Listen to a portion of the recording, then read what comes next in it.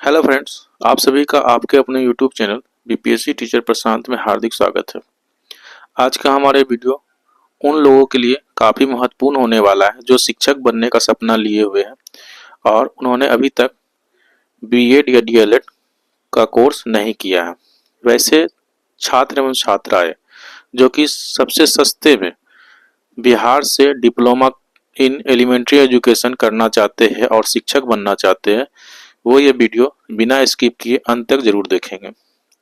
क्योंकि मैंने भी बिहार के सरकारी कॉलेज से ही डीएलएड किया है और अभी मैं वर्तमान में बीपीएससी टीआरई 1 के तहत शिक्षक बना हूँ।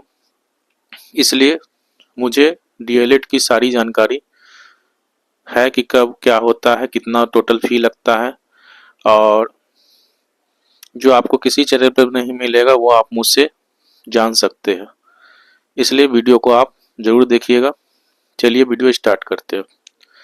सबसे पहले तो आप लोग जान ले कि यह जो पाठ्यक्रम है 2025 से लेकर 27 के लिए होगा और इसका ऑनलाइन आवेदन जो है आपका 11 जनवरी 2025 से शुरू हो चुका है, जो कि 22 जनवरी 2025 तक होगा। यह परीक्षा जो है बिहार विद्यालय परीक्षा समिति के द्वारा कंडक्ट कराई जाती है, जो कि आपको सीबीटी मोड में होगी। कंप्यूटर पे आपका टेस्ट होगा जो कि काफ़ी ही आसान होता है। डिप्लोमा करने वाले जो है 1 से लेकर 8 तक के शिक्षक बन सकते हैं। जो इंटर करके डिप्लोमा इन एलिमेंट्री एजुकेशन करेंगे वो जो है 1 to 5 के शिक्षक बनेंगे और जो ग्रेजुएट करके बनेंगे वो 1 to 5 के लिए तो एलिजिबल है ही और प्लस 6 to 8 के लिए भी एलिजिबल हो जाएंगे।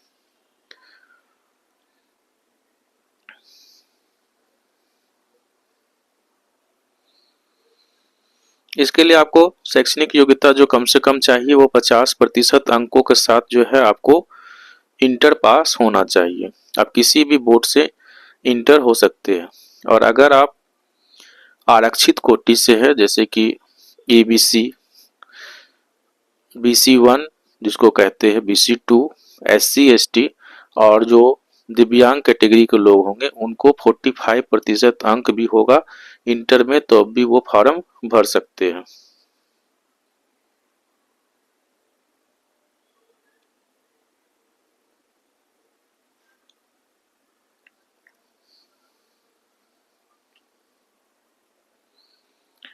इसमें मिनिमम जो एज खोज रहा है वो जनवरी 2025 में 17 वर्ष होना चाहिए। अधिकतम एज की कोई सीमा नहीं होती है।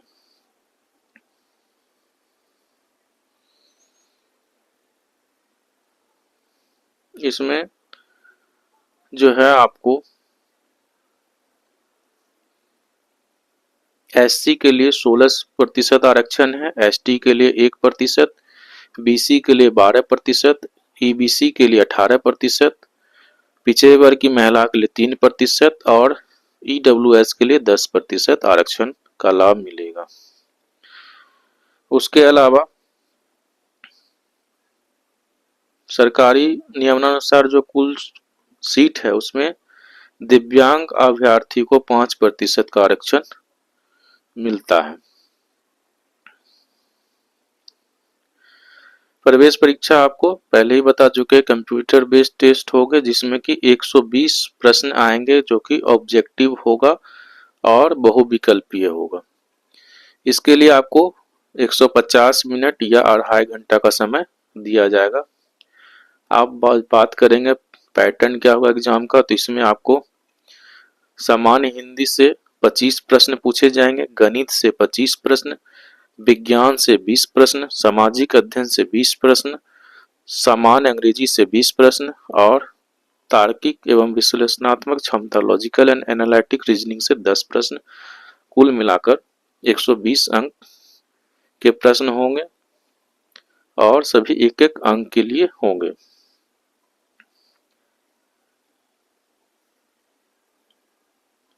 अब बात करते हैं मिनिमम क्वालिफिकेशन मार्क्स कितना है, क्वालिफाइंग मार्क्स।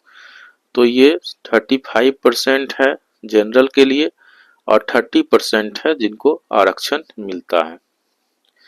एग्जामिनेशन शुल्क अगर बात करें तो 960 रुपया आपको जो जनरल कोटि के हैं, ईडब्ल्यूएस कोटि के हैं या पिछड़ा या अत्यंत पिछड़ा वर्ग के हैं तो उन्हें 960 रुपया लगेगा।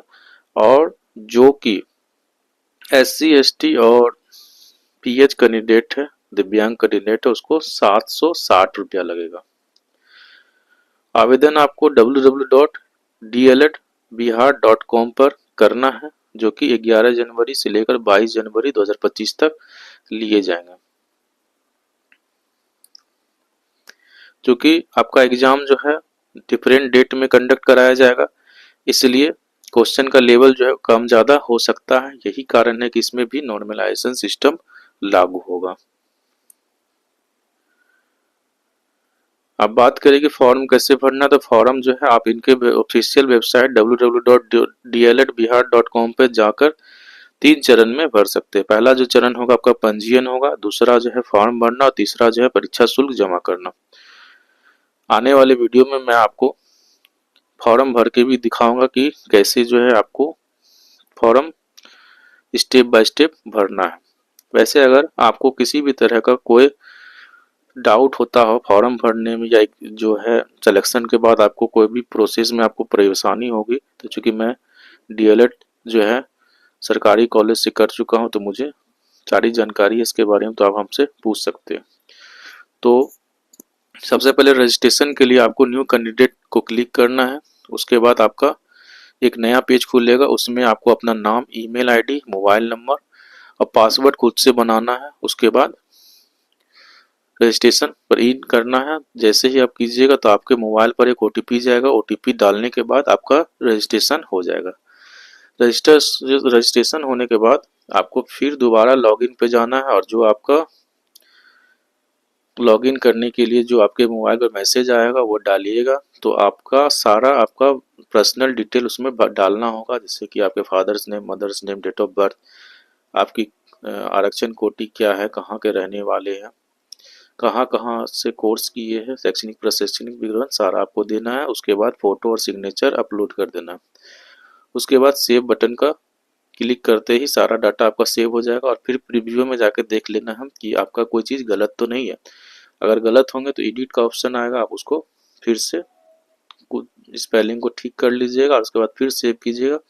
सेव करने के बाद आपको परीक्षा शुल्क भुगतान की प्रक्रिया नजर आएगी। आप जिस भी माध्यम से करना चाहे, चाहे debit card, credit card, net banking या UPI, तो आप कर सकते हैं। इनका जो भी शुल्क जमा होगा ऑनलाइन प्रक्रिया से ही होगा, आपको ऑफलाइन किसी भी माध्यम से परीक्षा शुल्क नहीं लिया जाएगा। अब बात करें फोटो और सिग्नेचर का साइज क्या होना चाहिए, तो फोटो का साइज जो होना चाहिए 20 KB से 100 KB, 100 KB के बीच होना चाहिए और उसका डायमेंशन जो है 4.5 सेंटीमीटर 2 × 3.5 सेंटीमीटर के अंदर ही होना चाहिए। और आपका हस्ताक्षर जो है 10 KB से 50 KB के बीच ही होना चाहिए। फोटो आपका हाल का ही खींचा हुआ होना चाहिए। बैकग्राउंड जो है सफ़ेद या हल्का रंग का होना चाहिए और आपका जो है चेहरा स्पष्ट नजर आना चाहिए। आंख जो है खुला हुआ रहना चाहिए। किसी भी तरह का आपको चश्मा का प्रयोग नहीं करना है, टोपी नहीं लगाना है। उसके अलावा आंख में जो है रेड आई इफेक्ट मतलब कि लालपन नहीं नजर आना चाहिए।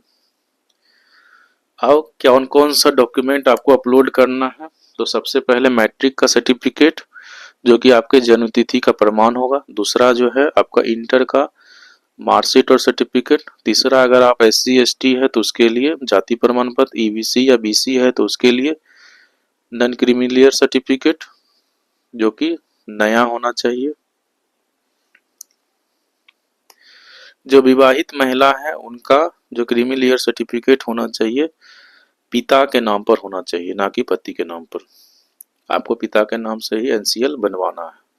जो लोग EWS का लाभ लेना चाहेंगे उनको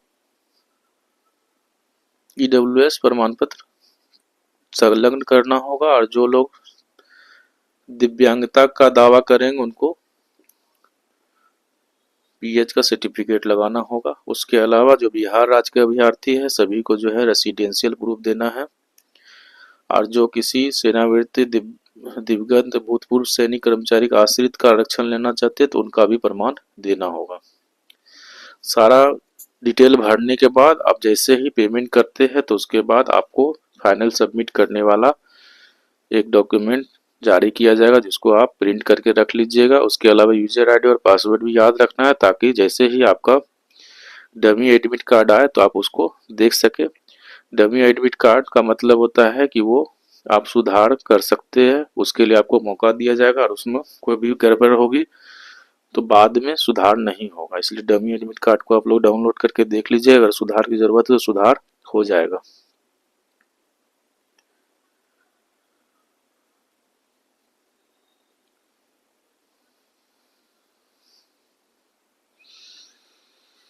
इस तरह से मैंने आपको इस फॉर्म में क्या क्या चीज़ लग रहा है, सारी प्रक्रिया आपको बता दिया।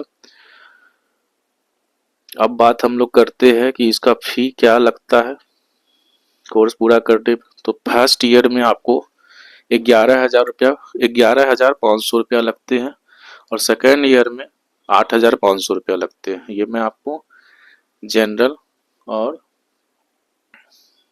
ओबीसी का बता रहा हूँ, और SC ST और PH कैंडिडेट को और भी कम लगते हैं। मतलब कि आपका टोटल कोर्स जो है 20,000 में कंप्लीट हो जाएगा। फर्स्ट ईयर में जो 11,500 रुपया आप दीजिएगा, उस पे 3,000 रुपया आपका कॉशन मनी जमा होता है, जो कि आपके कोर्स पूरा करने के बाद आपको वापस कर दिया जाता है।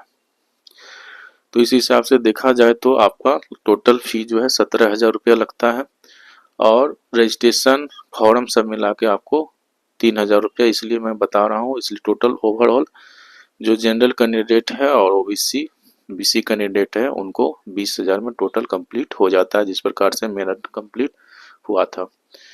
और मैं एक चीज़ और भी बता दूं, जो भी व्यक्ति सरकारी से DLED करते हैं, वो मान के चलिए आपका 99% श्योरिटी हो जाता है कि आपका सरकारी टीचर बनने का सपना पूरा हो जाता है। क्योंकि सारे कैंडिडेट जो भी मेरे सत्र में किए थे, वो सभी का जॉब TRE में हो चुका है। कोई भी बैठे नहीं रहते, क्योंकि उनका जो भी चीज़ पढ़ाया जाता है वही चीज़ आपके सीटेट में काम देते हैं, और सीटेट जैसे ही आपका निकल गया, उसके बाद आप TRE के परीक्षा की तैयारी में भिड़ जाते हैं और आपका सिलेक्शन हो जाता है। अगर आपको यह वीडियो पसंद आया हो तो लाइक करके दोस्तों में शेयर कर देंगे, और चैनल पर नए हैं तो चैनल को सब्सक्राइब करके बेल आइकन को दबा देंगे, ताकि हमारे आने वाले नेक्स्ट वीडियो का नोटिफिकेशन आपको मिल सके। आपको किसी भी तरह का क्वेरी होगा तो मुझे कमेंट कीजिएगा, मैं निश्चित रूप से आपका जवाब दूंगा। वीडियो को अंत तक देखने के लिए धन्यवाद। जय हिंद, जय भारत।